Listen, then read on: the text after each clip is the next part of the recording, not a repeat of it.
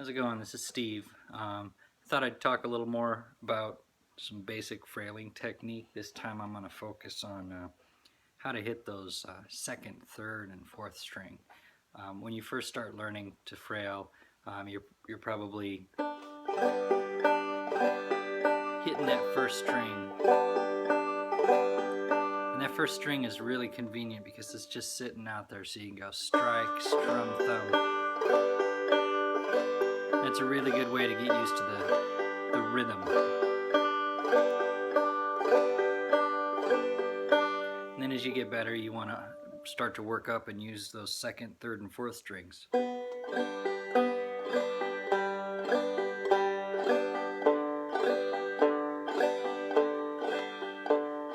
you want to get used to switching, so you can go second to third to fourth.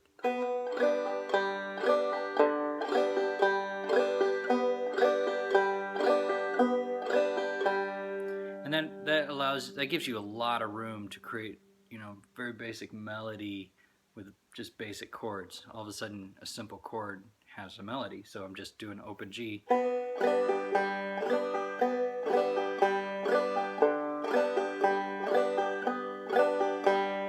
The question was, how do I hit the second, third, and fourth string? Like, what's the right angle to hit that? Is it different than the first string? Generally speaking, no. But there's no perfect angle that works for everybody. It really depends on the shape of the curl of your fingernail and how strong it is and how much you've let it grow out. And the only way to really get good and find good surface contact to get that nice warm sound is to practice. Just do this 10,000 times. And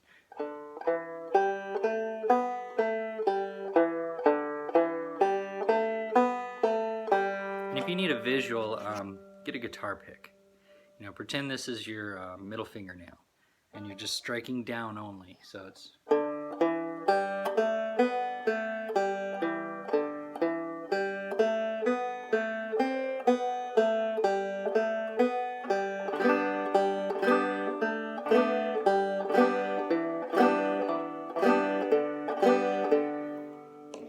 You just do that with your middle fingernail, always down.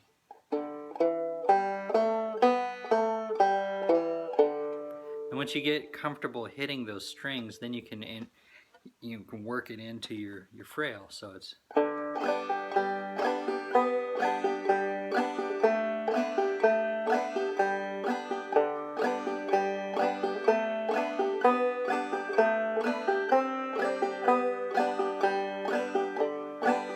And then you can work up your dynamics.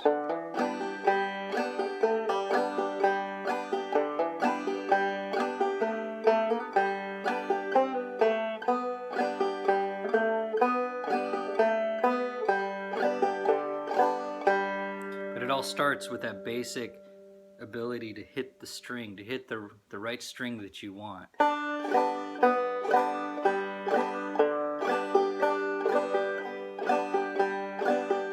And the most important thing to remember is that you can't hit the wrong string. There's no wrong string.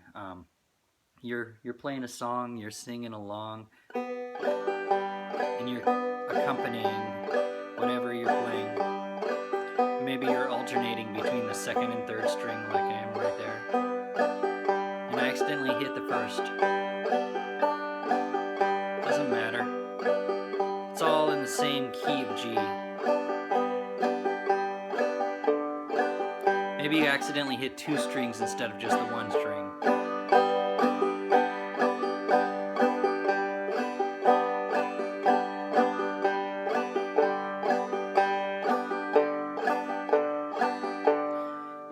There's no making a mistake. As long as you stay on that rhythm, you're good to go, because all four of these strings are in the same, it's all in the key, it's the G chord.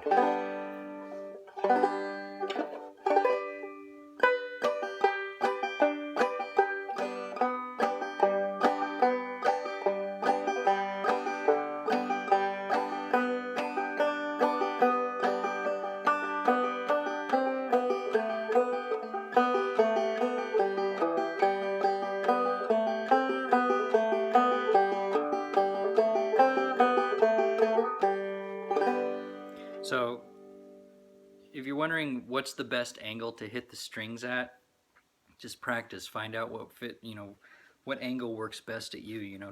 Try. Some people say, okay, banjo at the 45-degree angle. Get a strap. I got one right here. I usually wear it when I'm playing with the band and trying to keep everything steady. Good posture and all that. You keep that banjo at the right angle, at a consistent angle. Really, that's the most important thing. Then your wrist doesn't have to bend, too weird. You just want your hand to be very comfortable.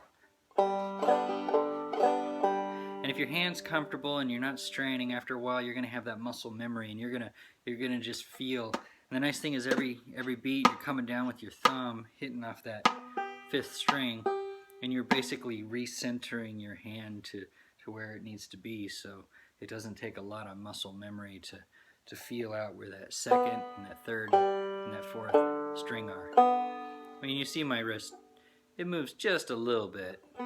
The angle.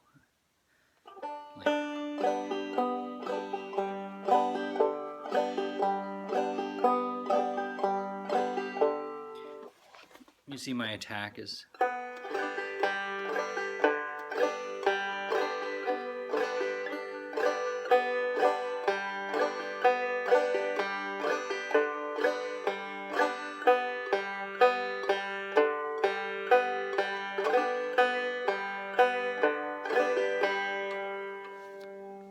And when you get good at that, you can start.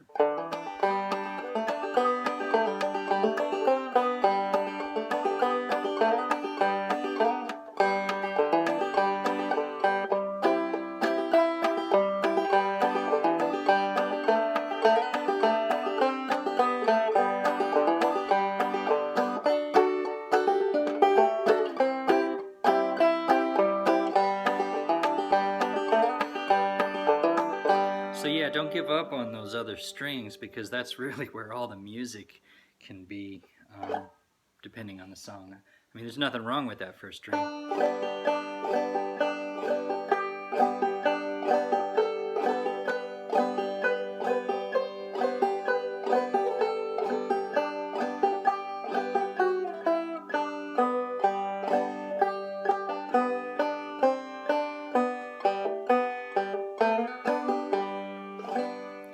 I hope that helps a little bit.